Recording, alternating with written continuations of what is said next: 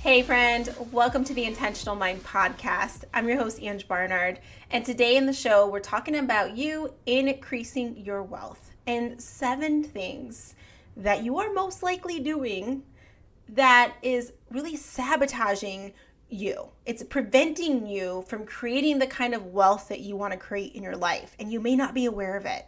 Because I tell you, I was not really aware of it until I heard about these 7 things. And I was in the kitchen last night, I kid you not. I was in the kitchen telling my husband, honey, like, you need to know these 7 things because we're doing all of them. And I can see how they're holding us back from creating the kind of wealth that we want in our life. And I want to shift that. I've started making some shifts around it, but I can see where, oh yeah, I've been doing that for years. I've been pretty good at that. And this is the thing, I always say this. You get good at what you practice. So you may be getting really good at preventing yourself from increasing your wealth because you may have the wrong habits. When I say wrong habits, it's like you might have habits that are not in alignment with the vision that you have of who you want to be. In fact, you do. Let's just clarify that. You do. And that's why you don't have the results that you want in your life, is because you don't have the mental programming that aligns with it. You don't have the actual habits. You may not have the environment. Those other pieces are missing. And if you've been listening to the show, you may have heard me talk about this, how when I'm helping people clarify their vision, another piece that follows is getting clear also on who you need to be to bring that vision into reality. And that always involves a perspective shift, a change in the way that you've been thinking, a change in your action and your habits, a change in who's going to be around you, who's pouring into you. You got to get all that stuff to align. And that's really what this episode is about. It's like, how do we align with our actions and our way of thinking with the person we want to be, that wealthy kind of person? And y'all know, like, I don't even think I need to say this to you because you're already listening to the show. But it's not all about the money, just to increase the money from like an ego standpoint. You know that if you were to increase your wealth, you could do some really cool things with that. You could bless so many people with that income, including your family. You could feel more freedom and peace around things. It could just be so fun to go do whatever you want, not have to think about it. Let's keep it real. You can do really good things. I really believe, when God is able to bless someone financially, there's so many other ways to bless someone, right? But financially, you're able to have an abundance of finances, and it's in the hands of a really good person, and that person's going to do really good things. So I'm all for it. I'm like, hey, God, like, put the money in the hands of the good people who are going to do really good things. So that's what we're talking about today. All right, I'm ready. Let's go. I'm so excited to jump into this content. I got all the notes, y'all, all the notes. Okay, let me put them up. I got this information from Dan Martell. Dan Martell is the author of Buy Back Your Time, a very wealthy man when it comes to your finances, and I would say wealthy in other areas of his life too. I really admire how he shows up in his relationships. I wouldn't be sharing this info if I didn't admire other aspects of his life. But dang, does he drop some wisdom bombs. So I was listening to him, and he was the person who inspired this episode. He shared these 7 things, and then I wanted to record this episode for you because I wanted to throw my 2 cents in on what I learned from what he had said. So this is how this episode came to be. All right, so the first thing that you may be doing that is sabotaging your ability to grow your income in the ways that you want to can be a little controversial of a thing I'm just about to tell you. In fact, many of us have been programmed to believe that this is actually not a wealth killer, it's a wealth builder. But as I've been diving into this more, I've realized that it actually can be a wealth killer. So what am I even talking about? I'm talking about saving money. Yeah, many of us are so focused on saving money that we're not willing to allow it to help us grow our income. Now, if you study wealthy people, you will see that they are all about investing their money so that it can create more income for them. Not hoarding it, investing it. And somebody might argue, oh, yeah, that's because they have so much of it. I would be that way too if I had so much of it. Well, if you actually dive into the stories of a lot of these people, you may find that many of them started from nothing, with a tiny bit of money. And there's some story around, yeah, I had a little bit of money that I had, and then I went and invested it in buying this one thing that allowed me to start creating this product, and then that product started selling more, and I turned that $1 into 100,000 that later turned into $1,000,000. That, you see where I'm going with this? There's stories like that they started with nothing. So their mindset wasn't that, let me hold on to that money because it's all I have. Like, no, it was to let me find a way to invest this money so that I can grow it, and I'm going to start wherever I am so that it can grow. Different mindset. Holy cow. I think about that a lot. And this hit me hard, y'all. Hit me hard. Because my husband and I are pretty frugal. And now I'm realizing I think we've been tight gripping it a little too much around things, because there could be some smart investments we can make. And that's why one of my goals, or my identity-based goals for this vision this year is to be a person who is intentional with her money and has a cash flow plan. Let me say it correctly. Well, so in order to have that cash flow plan, that's going to also involve investing my money wisely, which is also going to include me knowing what's going on so I know if it was a wise investment or not. I want to be at that level and have that focus around. I think it would be kind of fun to see, could I take this and turn it into something more? What a fun thing that could be. And that reminds me, y'all, I was working with someone recently who I would consider to be wealthy. And they had said this: making money is really fun. I like making money. It's fun. That's where their energy is. It's like this game. It's fun. They're willing to take these risks. They're liking to invest. It's it's not the same energy of tight grip and holding on to it, right? So I just want to drive that point home.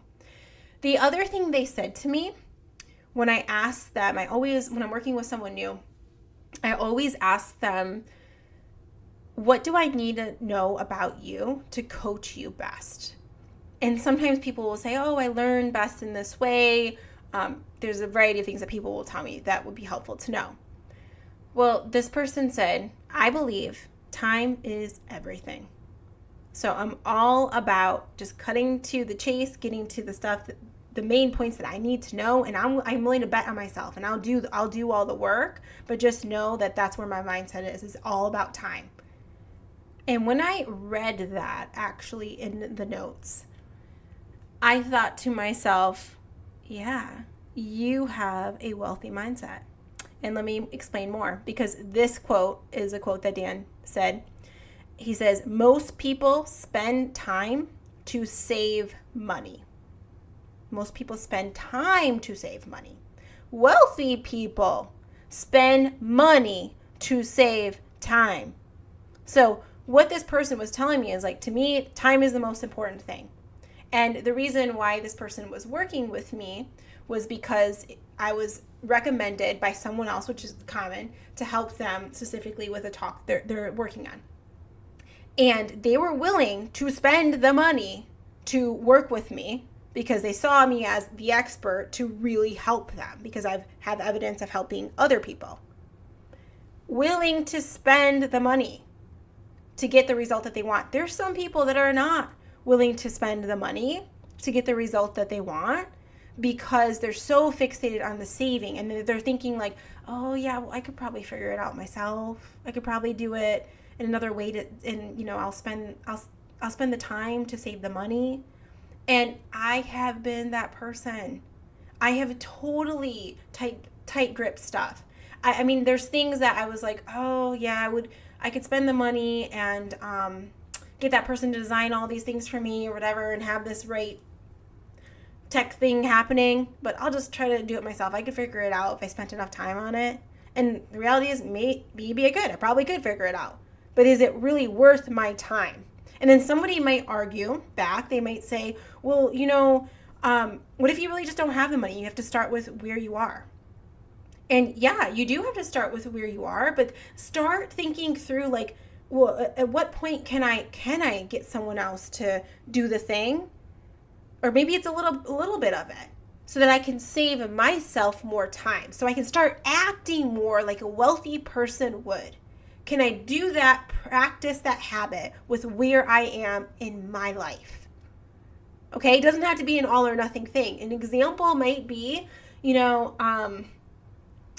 if you can hire someone to clean your house one time. Maybe it's not, every single week, but maybe it's one specific, once a year, once a month, whatever could potentially work for you to give you some time back. Now, some other people would say, but I really like cleaning. I really like doing whatever it is.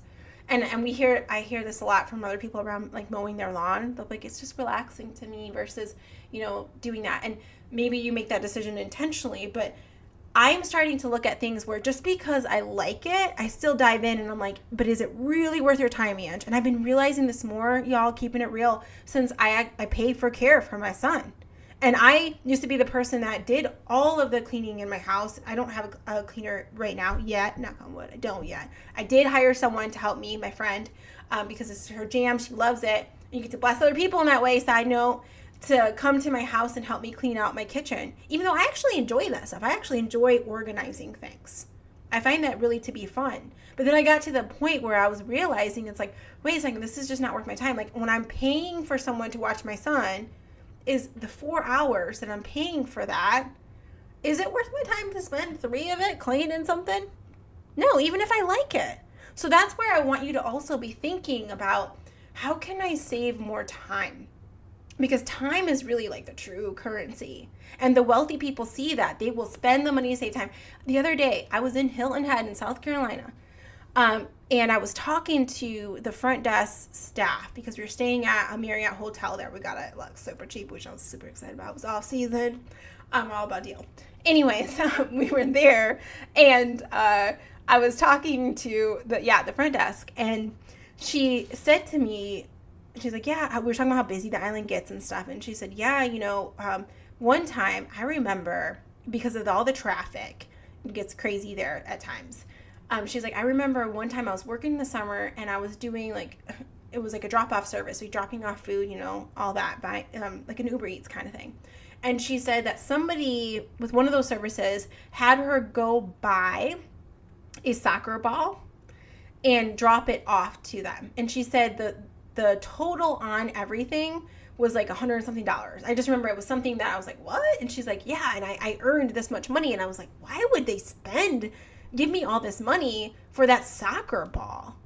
Why? Because they felt like their time was worth it. Rather than going out and going to the store and buying the soccer ball, they believed that it was worth paying you X amount, their time, instead for having you do it so they could be where? Probably in their vacation rental with their family, being focused and loving on them. It's just interesting. I'm like, oh yeah, there's a different mindset that was happening there. All right, let's go back to my notes, which I keep clicking off of. This stuff is so good. I know I'm spending a long time on the saving money part, but let's really think about adopting this mentality around how can we save our time more.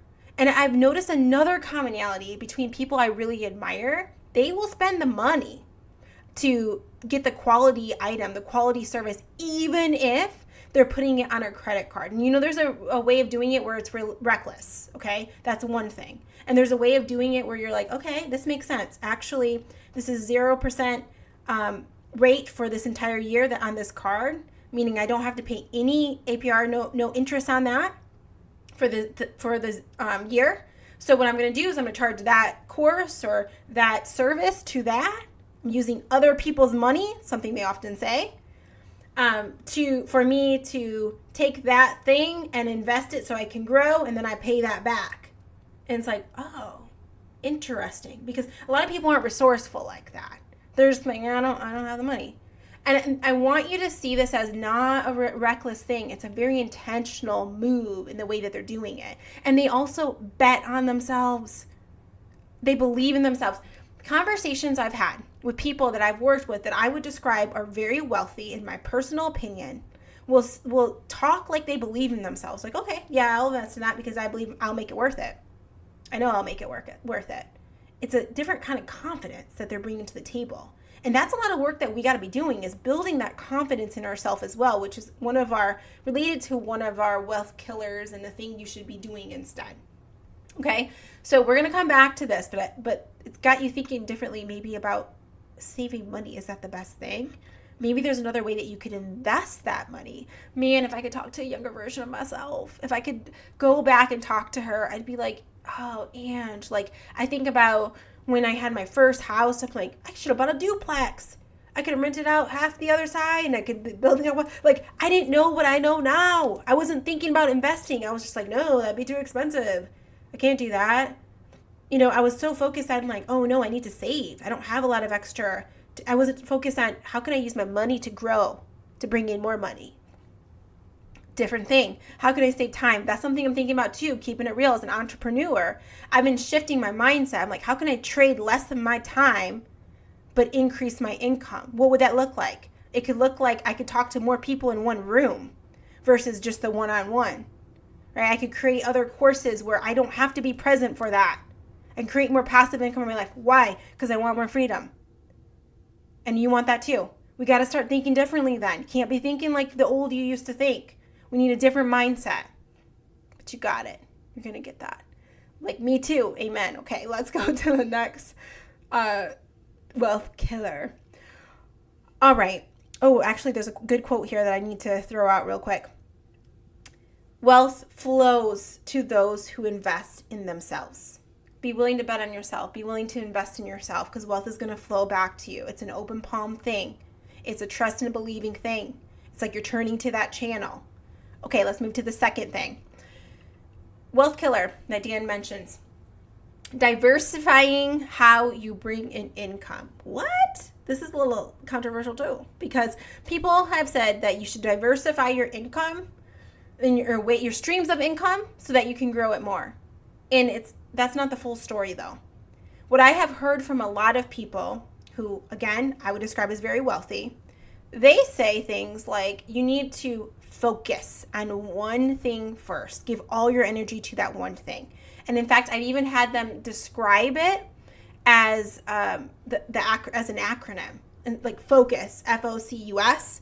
Focus on one course until success. That is what it would stand for. One course, one path, one thing until you get really successful in that thing. Then you can decide to shift and diversify that income. But what you see, people like me too, I'll raise my hand for this, where we get distracted. There's like, oh, I could do all these different things. And we're trying to focus on all the things at the same time. And it makes us so we can't be really successful in one area. So I'm not saying here don't have multiple streams of income. What I'm saying is create success in one area first. Then you can think about how to diversify, because then it won't take as much energy and attention from you, because you're like, I already know how to do that thing. I could do that thing maybe in my sleep. Now I'm ready to shift maybe into something else and bring that on, versus trying to split your energy everywhere, Maybe you even see people who have all these different kinds of businesses, where one business is, they have a machine. It's like everything is set up already. They have their staff, they have all the things flowing, and maybe they're not actively involved in that. And then they're moving on to something else too and building that. But they're waiting till the thing is successful first, and they've created a system around it. And then they're moving to the next thing. They're not trying to juggle all the balls at the same time, right? In all the different areas. Because that's actually a distraction. We just did an episode on this. This is where what I believe the enemy can do is distract you and show you all these shiny things. And focus is key. People that are successful, they have focus, they have discipline, they have consistency. So us practicing more, that habit of focus is going to serve us.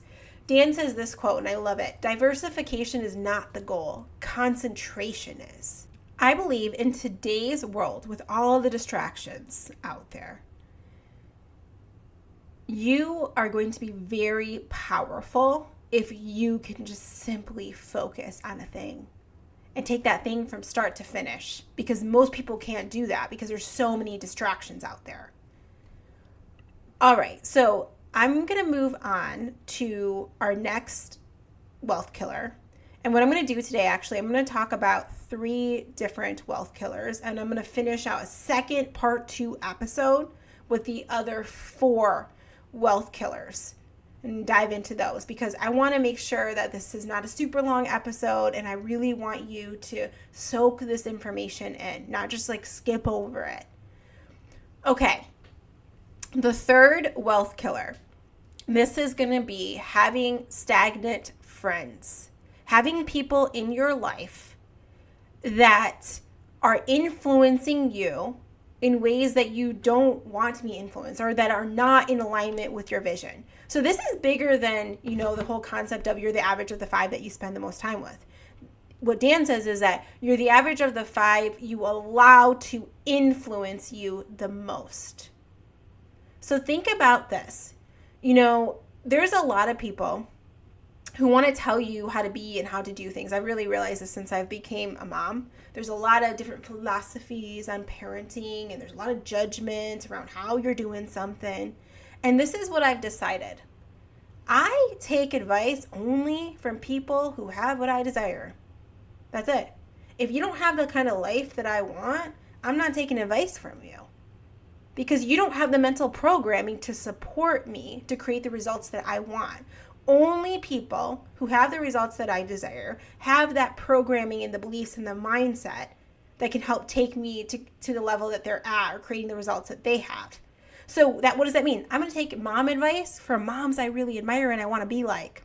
I'm going to take relationship advice from people who have relationships that I think are thriving and that I want to mirror, those characteristics in my own relationship. Same thing with finances. I'm going to be taking advice from people who have the financial freedom that I would like to have. So we're taking advice right now really from Dan Martell. So he's making well over 127 million. I read somewhere recently, but I think it's a lot more than that. Like he's doing well for himself. Okay, so let's go down to my other set of notes, which is you want to do a friend inventory is what he calls it. Really check out who are you allowing to influence you and tell you how to do certain things in your life. I've had some heated conversations with people about this, keeping it real, where someone was trying to give me advice around how to show up in my relationship. And I was like, and I was a little feisty about this. I'm not proud of how I said it, but I was like, I don't want to take your advice because you don't have a marriage that I admire.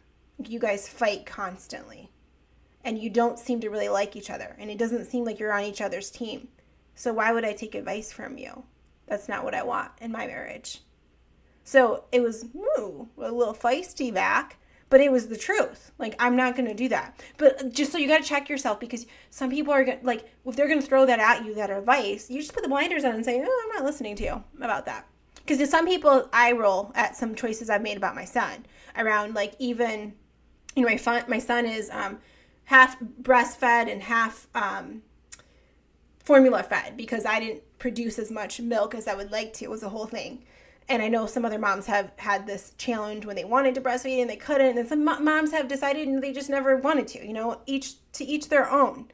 But I've had people kind of eye roll when I talk about my research and what specific formulas I want for my son, what kind of ingredients I want in his products. And they're like, oh my gosh, yeah, if it's on the market, then it's gonna be fine. It's not gonna kill him. People say those kinds of things. And I'm like, I'm not here for that. I'm not here for what you have to say because I don't even like how you parented.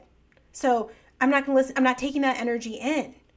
It's like I'm putting the blinders up, and I'm gonna seek wisdom from those I want to be like, and to make sure that they're influencing me.